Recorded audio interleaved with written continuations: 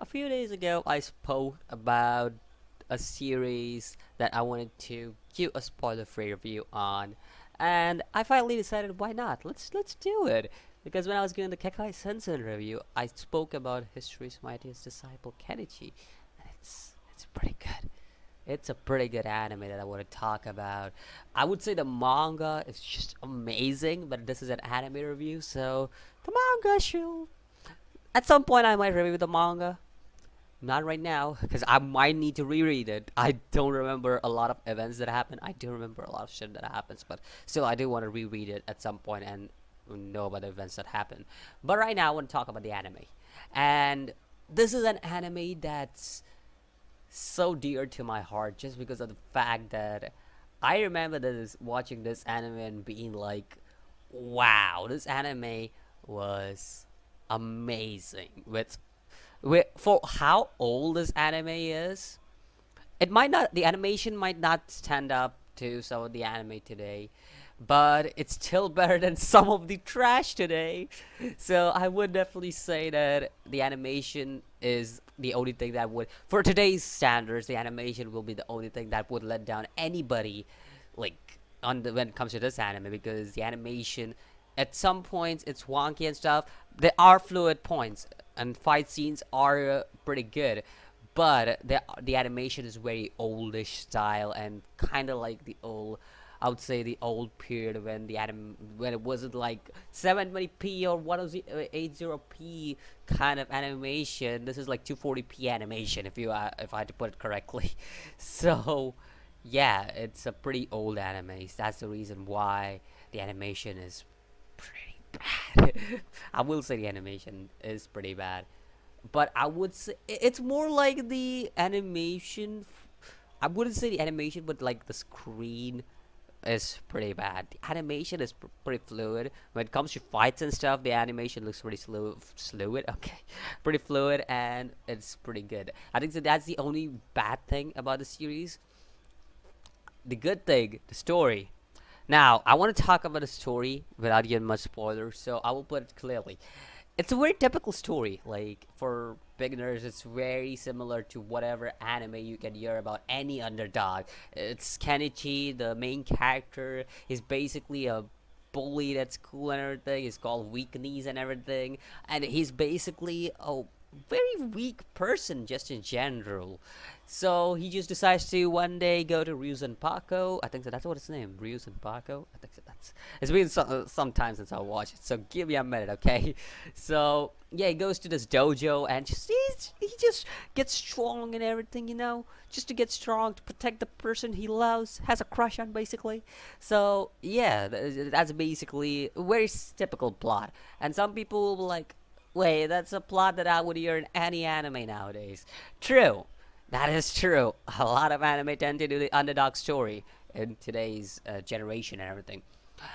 But the way it is executed is something that I want to talk about and it comes to Kenichi the Mightiest Disciple because it is amazingly well executed. This start is pretty slow, I will admit.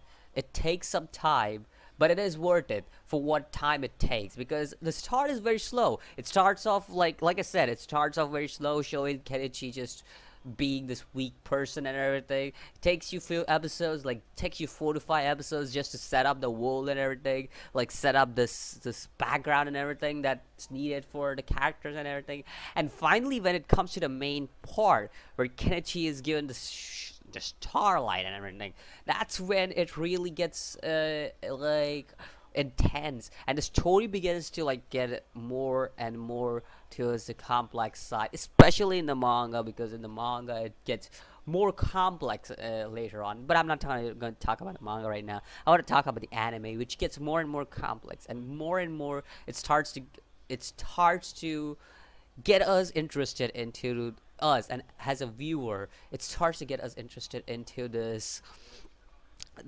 world that we are watching for this last 4 to 5 episodes. And finally, when you finally get into the world, you finally get into the characters and stuff, because the characters are really important. It's not like you just got Kenichi and Miu, the main characters, just being there to be there. They are like I would say Miu is a shonen chick that I would say has done a lot, because a lot of shonen chick doesn't do not do jack shit. I've seen a lot of shonen anime, a lot of shonen chicks. They're just there to be there. So Miu is not just to be there to be there. Just a heads up. So that plus the support cast, even the support cast does a lot of stuff in the background, because it's not only Kenichi who's always being given the spotlight. The support cast, even the worst support okay, support cast that I've seen, the tentacle guy, tentacle guy, the antenna guy. I don't know why I said tentacle. The antenna guy. Basically, even him gets a shining moment, and it's funny because everybody gets a shining moment in the series, which is very rare to see, in any anime nowadays, because a lot of anime just keeps on focusing on these main characters and everything, and the support cast is just there to be there. They're in the background. They do not do jack shit, and they are not there. They're never there for the main event. That's basically what I see there. So the support cast does not feel like a support cast. I would say it feels like I'm watching a main cast actually do something. Other than that, if I put it correctly, music, it's decent. Like, the music for the anime is somewhat decent. I wouldn't say it's the greatest or anything. It's just somewhat decent in my opinion. So I like the opening though, but the OSTs and stuff, they're somewhat decent. They aren't that special or anything. So just if you're expecting fire music or anything, nah. This ain't the anime looking for, fam. You gotta search for another anime. But I think so. Just in general, the characters are very interesting. Each character has this very interest to themselves, especially the masters. The masters are just interesting. Kenichi's masters, basically. Yes, he does have masters, a tons of them. It's a dojo after all, and a dojo with a lot of masters. So Kenichi has a lot of masters, and each of these masters, they're kind of amazing in their own way, because each master has this unique set of skills to themselves, and each master is mastered in this certain skill. So it's like this: Kenichi isn't limiting himself to a single style. He's always learning new styles and everything. His character keeps on developing each episode that goes by, and that's personally what I like about the series. I personally think that's pretty cool for some character, and for an old show. It's 51 episodes long. It isn't that long either, even though the manga is like 500 freaking chapters. I think so. It's around 480 or something. But still, it's 500 freaking chapters. Around 500 freaking chapters. Like, Jesus, that's one long manga to read. After all, it's shonen. What do you expect it? A shonen is always so long and hell long to read. Just look at One Piece. Yeah, just look at One Piece. That's all you need to know. There's One Piece, and it's never ending. Even though it's gonna end soon, through what I know, still, it's never ending. One Piece, Dragon Ball. Just saying, like, shonen mangas never end. Okay, enough of that. But you get the point. I'll someday even do the manga review for this one, because I actually love this series personally from the bottom of my heart, and I wanted to talk about this series since a long time, since it's one of my top 5 favorite shonen. It's personally amazing. It's an amazing shonen in my eyes, a very underrated shonen in my eyes. Not a lot of people know about it because it's old, and it does not have like the new phase animation that we see, and it's kind of very old animated and everything. So a lot of people don't tend to go towards this oldish anime, like a real old anime, and it kind of disappoints me because it's such a good anime that a lot of people don't actually tend to watch it.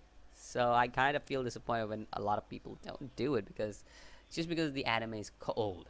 I've heard that excuse a lot of times. Okay, a lot of people saying that that the anime is old, and that's the reason I'm not gonna watch that anime, because it's oldie.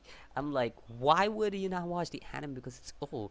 Like, terrible animation. Like, wow, I did not expect that from someone. So you get the point about that. So that's pretty much it for today's review session. It's a spoiler-free review. I will definitely do another one for some other anime. I don't know. Most probably a manga. I don't know. Whichever.